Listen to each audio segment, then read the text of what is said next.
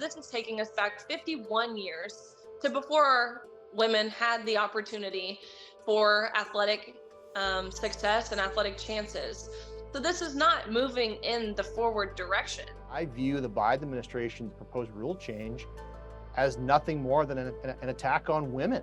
It's not just unfair, it's unsafe, and it's just wrong. This is a war on women across the United States. It destroys girls' sports. There is no future of girls' sports. It kind of goes in the face of Title IX. Young girls and women don't want to compete for second place. Not only does it rob biological females of a gold podium, but it also robs them of scholarship opportunities, which means future opportunities for their entire life. Absolutely, it's going to tear Title IX and women's sports. It's going to tear it up from inside out. When you have biological males competing against females, it truly is the end of biological female sports. It's discouraging these girls from playing.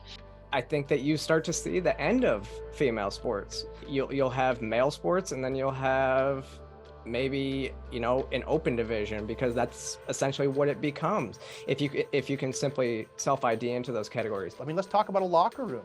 We've had a number of instances where these transitioned males who now claim they're females have committed sexual violence.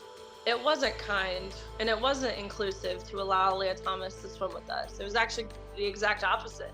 This was exclusive. We were excluding female athletes from the podium and from scholarships and the opportunities to affirm the identity and the feelings of a biological male. It is not only a fairness issue, but it is a safety issue for biological females to compete against biological males in women's only sports. Safety is my biggest concern. We're raising an entire generation of young girls to ignore that inner voice inside of them that says, this is dangerous, I feel unsafe, and I will do something to protect myself. We have the Biden administration knowing full well they do not have enough support in the Congress or in the Senate to do what they want done on this issue. So what do? They pass a sweeping rule change and try to change law within the administrative state.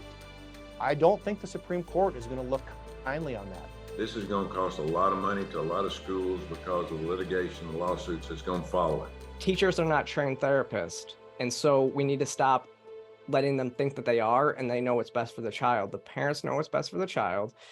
It's up to them to get mental health care for their kids.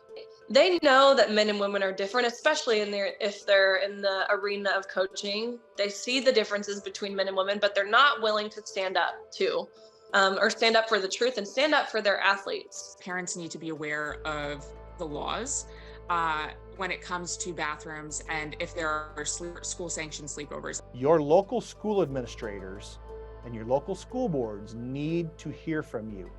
We've got to get more involved. When we lose our education in this country, we're going to lose our country as a whole.